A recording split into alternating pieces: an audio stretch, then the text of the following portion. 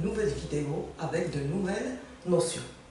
Dans le texte narratif, nous avons trois notions qu'on ne doit pas confondre. يعني كاين واحد ثلاثة ديال المفاهيم اللي ما خصنا شيء نخلطوا بيناتهم، ما خصش يكون عندنا الخلط بيناتهم. L'auteur, le narrateur et le personnage. Alors pour l'auteur c'est lui qui écrit l'histoire ou bien qui écrit le texte. Le narrateur c'est celui qui raconte l'histoire. Donc c'est le personnage, c'est de lui que parle le narrateur dans l'histoire ou bien dans le texte. Lorsque le narrateur est un personnage dans l'histoire, il emploie la première personne du singulier « je ». Lorsqu'il est à l'extérieur de l'histoire, il n'est pas impliqué dans l'histoire, alors il emploie la troisième personne. Et attention, lorsque le narrateur est un personnage dans l'histoire, il emploie « je ». Donc on n'a pas le droit, on ne doit pas l'assimiler à l'auteur. On ne doit pas l'auteur. C'est l'auteur. Non, là. Pourquoi? Parce que dans certains cas, lorsque le narrateur, par exemple, exprime l'ironie, il critique, ou là, il a un regard naïf, يعني عنده واحد النظرة ساذجة لشي وضعيات شي أمور. Alors هنايا l'auteur peut avoir une opinion différente de celle du narrateur. Donc c'est pourquoi on ne doit pas confondre entre le narrateur et l'auteur lorsque vous trouvez « je » dans le texte narratif. C'est le premier point.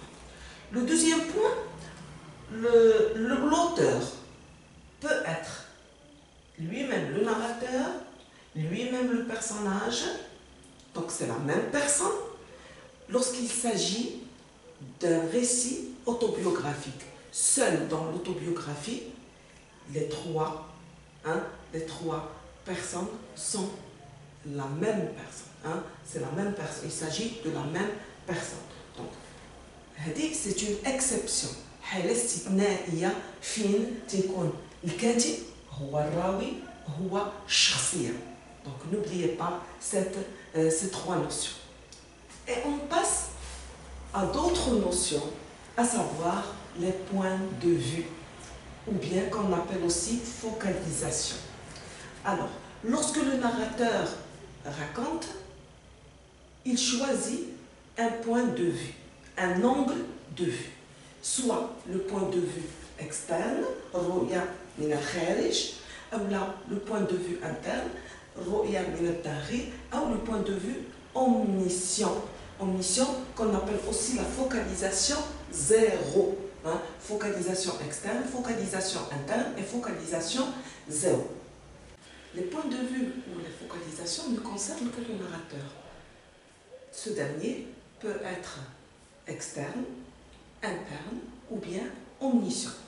Lorsque le narrateur adopte le point de vue externe, il regarde la scène de l'extérieur comme une caméra. Il serait qui filmerait. Vous savez, parce que la caméra filme, elle ne peut filmer que ce qu'elle a devant elle. Donc c'est la même chose pour le narrateur. Le narrateur ne raconte et ne décrit que ce qu'il voit. Donc il ne connaît ni le passé, ni les pensées, ni les projets du personnage ou bien des personnages. Mais تيجهل الماضي، تيجهل الأحاسيس، الأفكار وحتى les projets ديال les personnages ديالو. C'est pourquoi il ne peut faire que des suppositions sur la situation décrite. C'est-à-dire بما انه تيجهل كل شيء ما قادرش يعطي معلومات اكيده، دونك اش يعمل؟ تيلجا للافتراضات. On peut repérer des expressions, des moyens utilisés par le narrateur qui montrent justement qu'il est externe, hein, qu'il adopte le point de vue externe. Par exemple, il peut utiliser peut-être, il semble que, il paraît que, il a l'air de, ou bien le ton verbal, à savoir le conditionnel, le mode conditionnel. Voilà, ça c'est pour le point de vue externe. Quand le narrateur adopte le point de vue interne, alors là, le narrateur se glisse dans la peau d'un personnage. Il se place dans l'angle d'un seul personnage et non pas tous les personnages. Donc, il connaît, hein, donc il est capable de connaître les pensées, les sentiments, les pensées comment le narrateur peut-il avoir accès aux pensées, aux sentiments d'un personnage alors qu'il ne parle pas? Alors, le narrateur se glisse dans l'intimité في الخصوصية ديال الشخصية ديالو. مثلا الشخصية داخل الغرفة ديالها، راه هو تيدخل معاه، تيكون معاها وتيقول لنا فاش تفكر، باش تحس etc. Donc il connaît les pensées, les sentiments d'un seul personnage, mais pas tous les personnages. Donc le narrateur en sait autant que le personnage dont il adopte le point de vue. Le narrateur égale personnage. Le troisième point, c'est le point de vue omniscient, ce qu'on appelle focalisation zéro. Et là, donc, le narrateur sait tout sur les personnages. Il connaît leur passé, leurs pensées, et parfois même leur avenir, et des choses que les personnages eux-mêmes ne connaissent pas.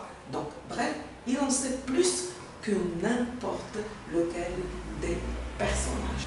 Ce qu'il faut noter, c'est que dans un texte narratif, le point de vue peut changer. Parfois, le narrateur adopte le point de vue omniscient, puis tout à coup, le narrateur glisse dans la peau d'un personnage, dans le regard d'un personnage, et adopte le point de vue interne. Dans un paragraphe, dans une ligne, etc.